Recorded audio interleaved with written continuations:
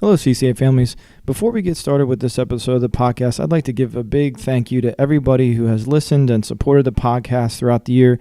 It's been a really great experience for Alan and myself to sit down with our CCA families and some of our staff members to talk about some of the great things that CCA provides for our families and students, as well as some of the programs and things that are coming in the future and changes that will be happening for next school year.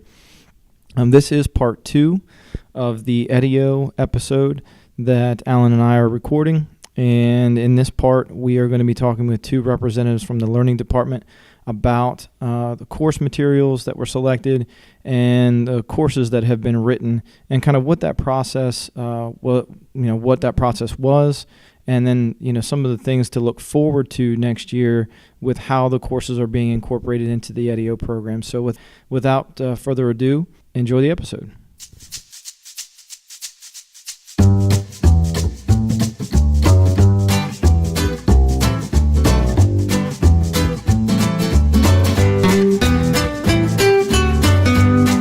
Hello, and thank you so much for joining us on this episode of the We Are CCA podcast. My name is Alan Fernandez, and I'm joined by my co-host, Jake Ramsey. Good afternoon, everybody.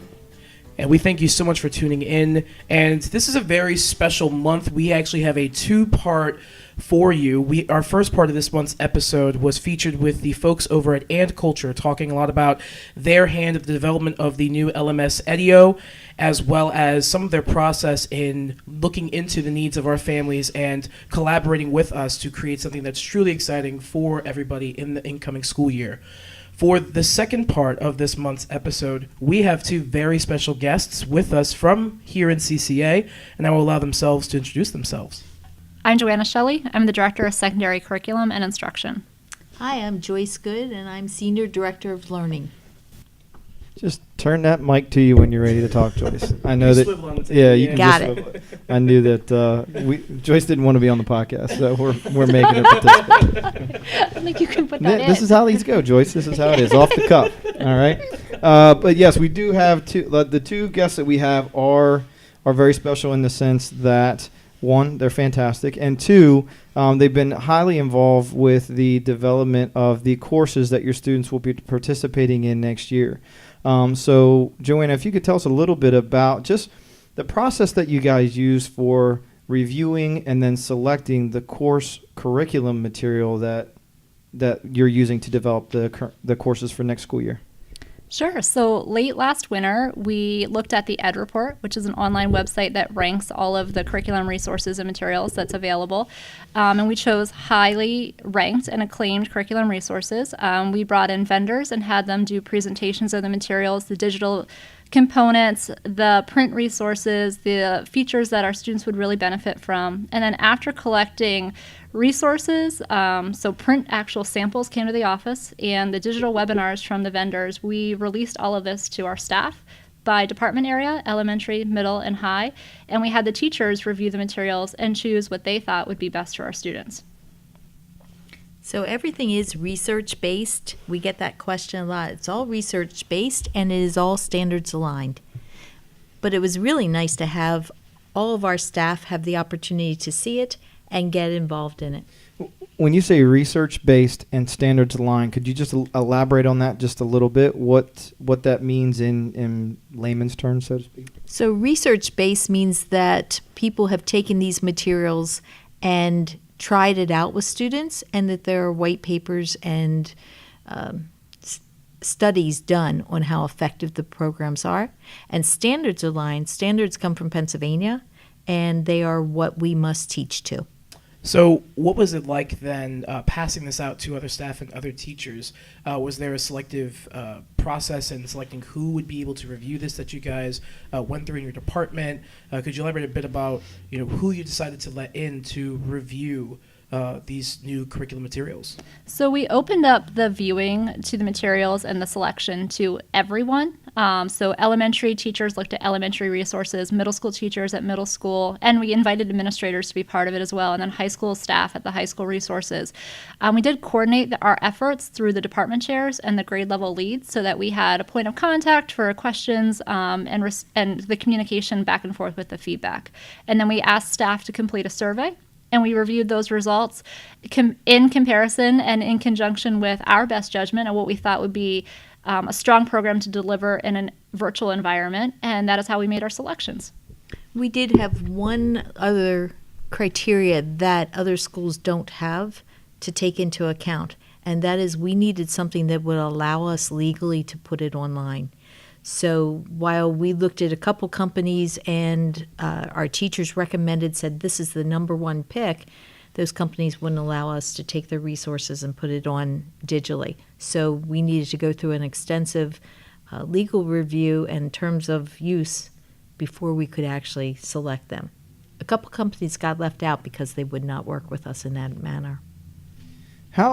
When did this all start? When did you guys get to the point where you were ready to start selecting the course curriculum materials? Because I think it's important to understand how extensive this process has been.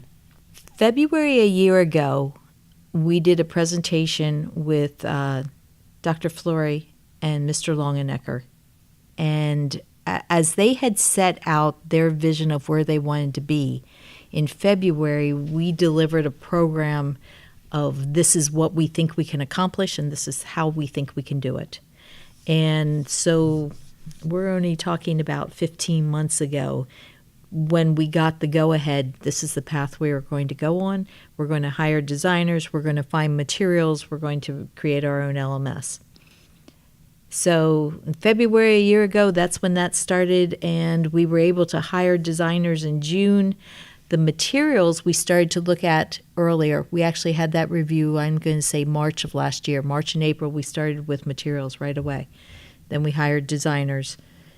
Then we selected our materials and moved forward. So in 15 months, we have built or have worked to build the edio program and select course materials and write courses. Correct. Holy smokes. Yeah. Yeah, that is a lot of work in a short amount of time. It's actually never been done before. We've rebuilt an online school in what will be about 18 months. Wow. Yeah, and as somebody who works a lot with the curriculum department, I can definitely back up that is a tremendous feat.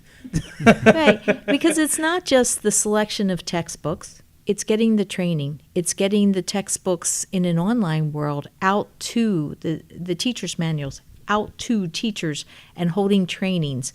It's writing the courses. It's getting the materials into Phillips so that they can be distributed to students.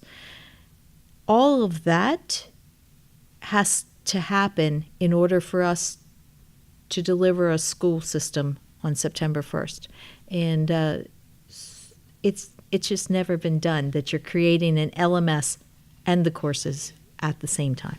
Well, let's then jump to the courses.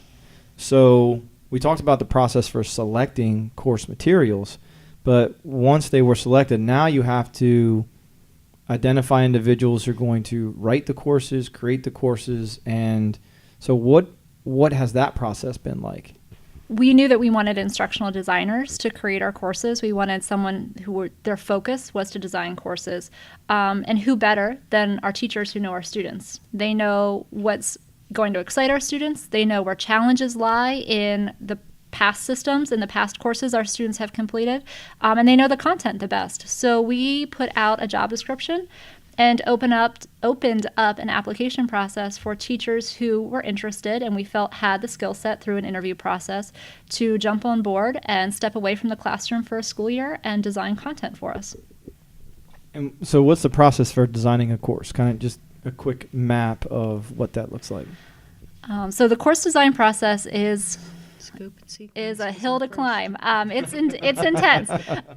We started with a course scope and sequence, which was built along the state standards as well as in partnership with the curriculum resources. So we don't necessarily teach everything the same sequence the book might have it in, depending on either the alignments that we're working on or the standards that we have available to us. Then we started, after a scope and sequence, with a lesson template. What is the structure and the organization we want a class to look like from start of the class period to the end of the class period for students?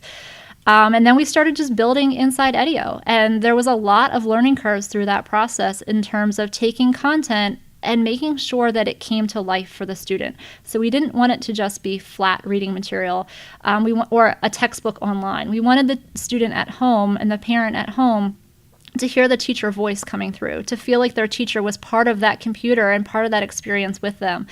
So really implementing the teacher voice inside all of the reading material, implementing the pause points for students to interact with what they just read or what they just heard on a video, and the chance to demonstrate their learning the same way their brick and mortar peers get to raise their hand and answer a question or work in a group with another classmate. We wanted to create those same experiences inside edio for our students at home. So it's been quite the learning process with our designers figuring out how to bring their creativity and their skills and their content and the standards all together to deliver a really strong program for our students.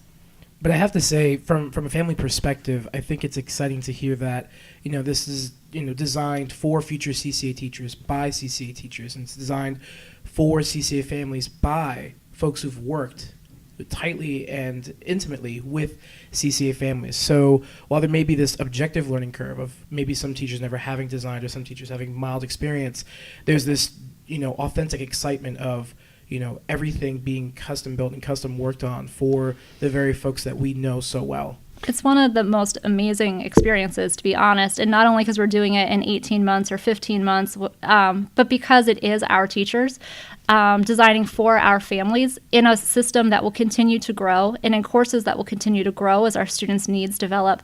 And the commitment from every single designer here at the school, grades K to 12, and we do have some high school designers who are teaching full-time in addition to building out a course. Their commitment, their energy, their creativity, their ability to meet deadline after deadline after deadline and to work through countless feedback cycles, there's no better way to say it than they definitely have all of the students' best interest at heart and have laid their heart and their passion for teaching into these courses, and it is incredibly exciting. It truly is. We're very excited for the work that they're doing, and we understand how difficult this has been. Joanna, I'm going to ask you a question now. Joyce is taking over the podcast. I knew this was going to happen. Can you tell This is a first. Can you tell our audience a little bit about Learning Mate's role? Sure. So we're working with a third-party editing company for all of our course content. So our designers build a lesson, multiple lessons at a time, and they send them to our editing company who has done editing for high-level publishing companies, so traditional textbook companies for standards-aligned test in multiple states. And they review our work in 2 layers. They review it for a content edit, so they're making sure that the lessons are written in an organized fashion to make sense to the learner on the other end, that we've included the right amount of detail, that we've used the right level of vocabulary for the kindergartner sitting at home or the 12th grader taking 12th grade English. They've made sure that our assessment questions are written strongly, that they're not just all define this word, but we're encouraging our learners to think at higher levels. So we do a content edit with feedback on all of our lessons. Our designers process that feedback and make changes, and then they submit their lessons one more time for a copy edit. And during the copy edit cycle, our lessons are checked for accuracy, for spelling mistakes, for grammatical things, for just visual accuracy, that from one lesson to the next, that experience for the learner stays the same. So by the time your students see their coursework, those lessons have gone through multiple layers of revision and feedback, and we believe are really ready for our students. I think I'm most proud of our designers for having the ability to write and put something out there and then take all of the feedback, because very few lessons actually come out and they're taken as they are. Almost everything has an edit somewhere, and that's very, very hard to hear.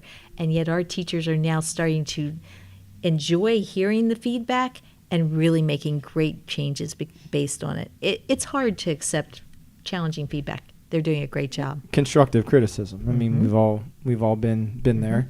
Now, if I understand it correctly, both of you also have been involved with the development of edio and kind of how the courses are going to be presented and mapped out in edio, the features that'll be available. So I really want to, since we talked with, I almost said it, since we talked with And Culture, about the edio program and some of the features that it offers, what are some of the things that you guys know of that will features or abilities that will enhance the overall engagement that the student has or experiences with the courses that these great teachers and designers have come up with?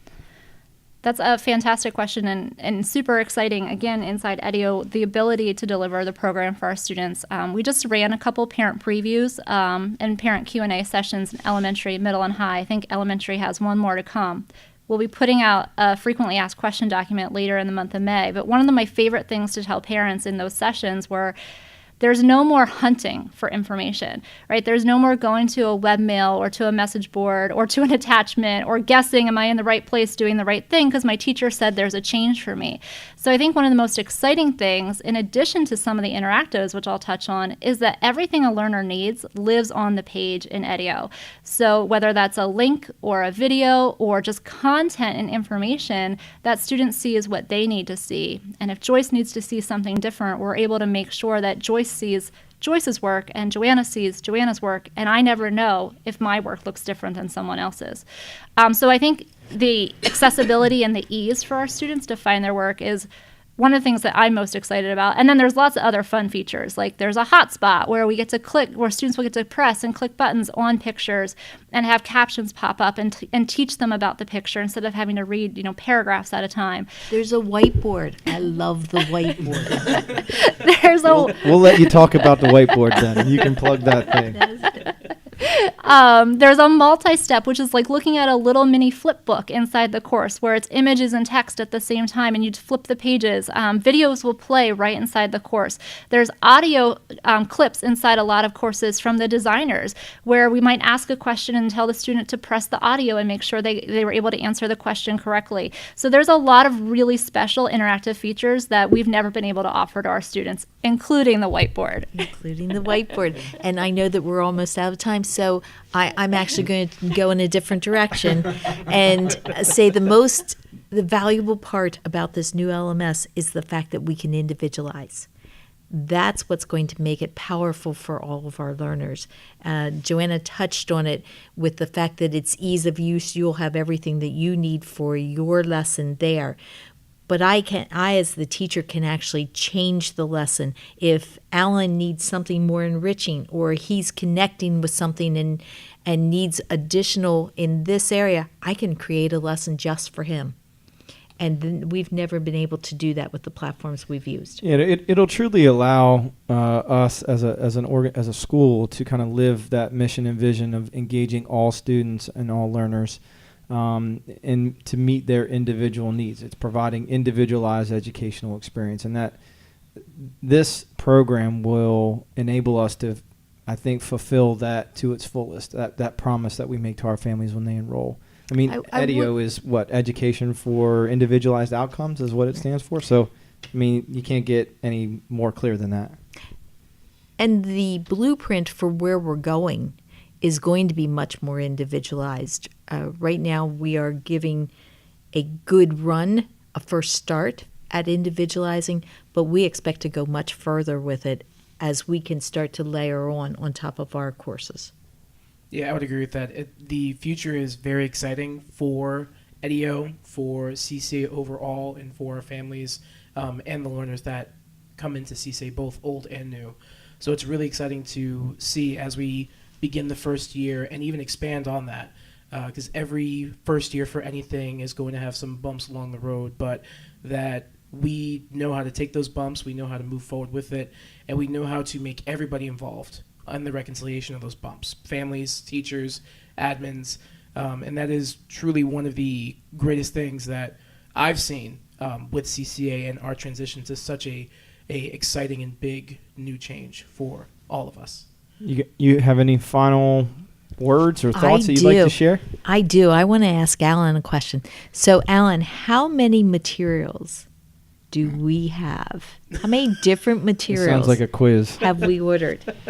I couldn't even begin to give you a number. What I can say for sure is instinctively I want to say hundreds to even some thousands. It's astounding. It is vast, but exciting. And the nicest thing about our materials is that the family will get everything they need in the box. Everything, down to the cotton balls that they need.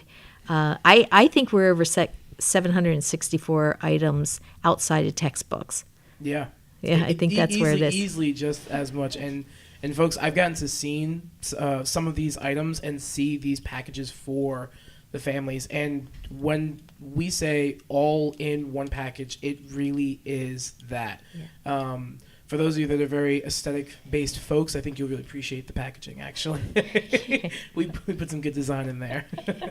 So for somebody who didn't want to participate in the podcast, she asked an awful lot of questions. That's great. I like that. So she's the first guest to actually ask us questions. Special guest host more I know. often. I think we might have to do that. I said we're going to have to do that. But thank you both for sharing some of this information. I think it's beneficial for our families to hear a little bit, get a little peek behind the curtain, so to speak, about kind of how it all came to be and all the work that went into it, everyone, all the stakeholders who were involved, and all the care and thought that went into the final product, or the product. It's not even going to be the final product. It's going to be ever evolving, but the product that their students are going to engage with come next fall. So I appreciate you guys taking the time to do that. Absolutely. Thank you both so much for joining us. And families that are tuning in, if you would like to see some of this go on, we are having training sessions over the summer.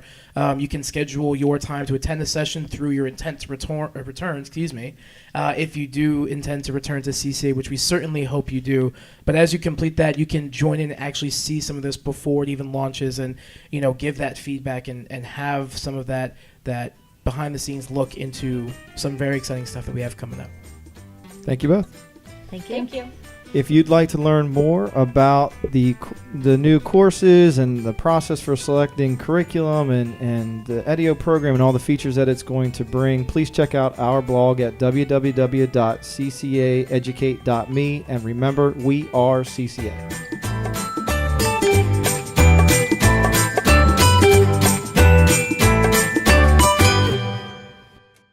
Doing this is not just this one person sitting at a desk designing this whole thing. So it's just a funny story. People did call it Ann Coulter for a while, and we had some issues with that too. So I'm not gonna lie, that is what I initially thought it was. Did when you? I first heard. I thought the same thing. I was like, Ann Coulter. She's involved that's in. That's not at all. She designs software. That's right. That's right. What? But adding on to this, I also really appreciate the aesthetics of edio as well. Just from I've been to multiple sessions when you guys were touring the different sites in the state, and I really am excited to see families' reactions to the aesthetic of it, because I think features and being pinpoint on that is the core of what makes this such an efficient system, but also the presentation and aesthetics of it, and just seeing how it's presented, as well as seeing the notes that you're taking, them thinking, yeah, this is what a lot of students in a online setting, that's the sort of stuff that they would be looking for. Or even seeing, one of my biggest things is, man, there's a lot of features on here that look like a component, like a social media site or something like that. So on top of having features that enhance the relationship, you also have this presentation that also is more welcoming and less rigid, more rounded and more of a sharp corner. So I just want to commend the design so far for edio, and I'm really excited for what we have to look forward with, and I'm excited to see the kids' reaction to it. At least the high school kids that I work with at the center, I'm excited to see their reactions to it. Saying, Mr. Fernandez, I sent you an IM. Wait, what? Oh, no, hold on a second. That's right. Yeah, no, thank you. We're super excited to roll it out. I think that it'll be well received. Well, and it's nice, too, because it is one program, but it's the display. You can personalize the way that you see and interact with it in a way that fits. Because not our families are all cookie cutters. I mean, every family is unique and different in its own way. We have families from a vast diversity of backgrounds and race and ethnicity and socioeconomic levels. And I mean, there's just it's a broad stroke of folks that enroll with our school, and all for different reasons. And when they can see the me and the we, which they will in this program, it allows them to feel like they're part of a community that is, over 9,000 students strong, which is, it's amazing to be part of that. And you get to have access to people that will provide opportunities for you that if you were geographically defined, like in a brick and mortar setting, you may not have had that. Yeah, absolutely. And so it's great that you've incorporated that. Yeah, absolutely. I hope that the features and the design and what we're building helps to celebrate that diversity, because I think it's what makes CCA and communities like that so powerful. So hopefully it continues to reinforce that, like you said, the me and we that they'll see of themselves in it, and as opposed to, hey, you be different, be somebody you're not, So hopefully that personalization is a super positive, and people can really rally behind that. Absolutely. Well, thank you guys so much again for allowing us to come here. It has been an absolute pleasure. And I know for sure that our listeners will be very excited to hear from those that are behind the scenes to see the history behind this and what's happening now and what will happen in the future. So we definitely thank you guys so much, and we are super excited, especially as the edio trainings start rolling out over the summer. We'll be very excited to be in person with the families and see their reactions to actually getting their hands on edio and navigating through it as you prepare for the big launch. Hey, the pleasure was ours, and we look forward to the continued progress of the tooling after launch as well, and look forward to meeting a lot of more families and students as well. Absolutely. Thank you. Thank you, guys. If you'd like to learn more about the edio program, please check out our blog at www.ccaeducate.me, and remember, we are CCA.